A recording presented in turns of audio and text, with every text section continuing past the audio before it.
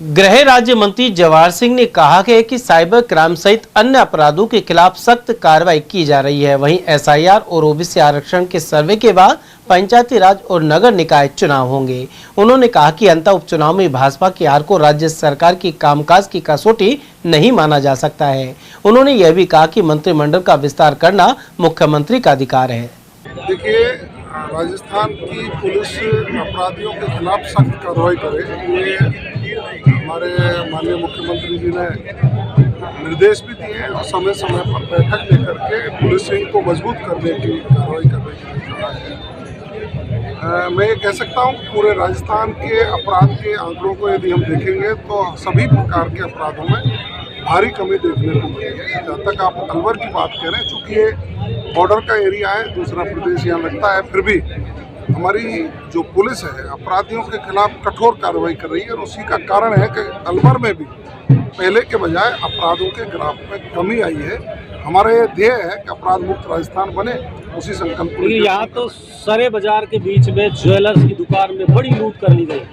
2-3 दिन पहले बांसुर में आमने सामने की गैंगवार फायरिंग हुई है। अभी रूटीन किसी होने लग गई है, ऐसा लगता है कि कम की वजह बड़ा है। देखिए, आपको ये अंतर देखने को मिलेगा कि यहाँ जैसे ज्वेलर की दुकान पर घटना हुई, उसको तत्काल रूप से कार्रवाई की, ट्रेस किया और अपराधियों को पकड़ा।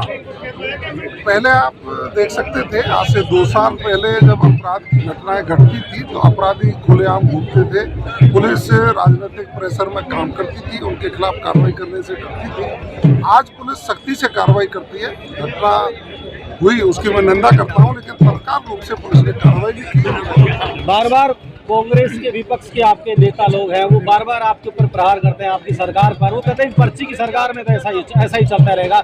और अब सरकार में बड़े फेरबदल की बातें भी सामने आ रही है। कितनी सच्चाई है इसमें? देखिए, विपक्ष का काम है आरोप लगाना। चूंकि उनका ये राजनीतिक बयान हो सकते हैं, लेकिन अंदर खाने उनसे जब पूछा जाता है तो वो भी संतुष्ट है कि हाँ, अपराध के ग्राफ में भारी कमी आई है, विकास की योजना धरातल पर काफ़ी आई है। अब पिछली सरकार जब कांग्रेस की थी तो आपने ये देखा होगा कि उनकी घोषणाओं में से 40% घोषणाएं तो पूरी नहीं कर पाए। इसका आप तुलनात्मक अध्ययन करेंगे तो आपको ये पता लगेगा कि घोषणाबाज अखबार में छपवाना, घोषणाएं करना, ये उनका उद्देश्य रहा होगा। लेकिन ये पहले मुख्यमंत्री हैं जिन्होंने बजटीय घोषणाएं भी की और वो धरातल पर लागू हो उसकी स्वयं मॉनिटरिंग करके आज हमें ये आत्मसंतुष्टि है कि 90% से ज़्यादा हम बजटीय घोषणाओं को धरातल पर लेकर के आए हैं।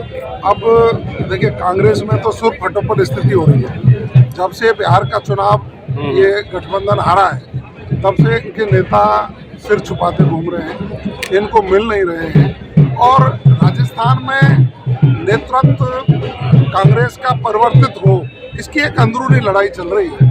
तो टीकाराम जूली जी और डोटासरा जी की आपसी प्रतिस्पर्धा, उसको छुपाने के लिए सरकार पर गलत तथ्यों के आधार पर आरोप लगा करके राजनीति करती है। उधर मंत्री जवाहर सिंह के अनुसार प्याज की कम कीमतों से परेशान किसानों को लाभ दिलाने का प्रयास होगा। वहीं समय पर खाद उपलब्ध कराने के लिए अधिकारियों से वार्ता की जाएगी। मंत्री सिंह ने आरोप लगाया कि पिछली सरकार के ढीले रवैये के कारण बिजली पानी के क्षेत्र में कार्य नहीं हुए, लेकिन 2027 तक सभी किसान उपभोक्ताओं को दिन में आवश्यकता के अनुसार बिजली उपलब्ध कराई जाएगी। साथ ही पूरी राजस्थान नहर परियोजना पर मुख्यमंत्री वजीरलाल शर्मा के नेतृत्व में तेजी से काम चल रहा है। प्रधानमंत्री नरेंद्र मोदी के सहयोग से यह योजना शुरू हुई है। प्याज जो 1-2 रुपए किलो बिक रही है मार्केट में, किसान मंडी में छोड़ के आ रहे हैं और जिस तरह से खेत में ही जोत रहे हैं, हालत गंभीर है।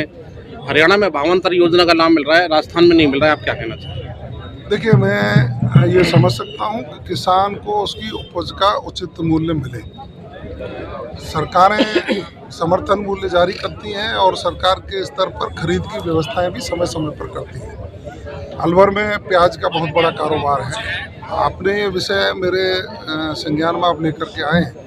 उचित स्थान पर बात करके किसानों के हितों की सुरक्षा कैसे की जा सकती है, उस पर काम करेंगे। सर, एक खाद की बड़ी किल्लत है। हम जमींदार आदमी, आप भी किसान हैं, तो आपको लगता है DAP और यूरिया समय पर नहीं मिल पा रहा, बड़ी लाइनें लगती हैं, पुलिस की कस्टडी में खाद बिक रहा है। देखिए, इसके 2 तरह के प्रभाव हैं। एक प्रभाव तो है अंतर्राष्ट्रीय, कुछ इसमें जो पदार्थ हैं वो बाहरी देशों से आयातित करके हमको खाद का निर्माण करना पड़ता है।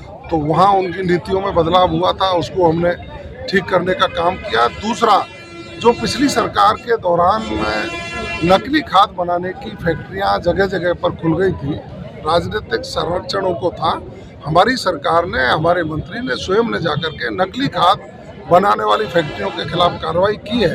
तो उससे थोड़ी दिक्कत आई थी, अब तो सब कुछ ठीक है। सर, दिन में बिजली कब तक किसानों को दे पाएंगे खेती के लिए, क्योंकि रात में आप भी जानते हो कितनी कठिनाई होती है, बॉर्डर के इलाके हैं, काफ़ी कठिनाई हो जाती है। बहुत अच्छा सवाल है आपका।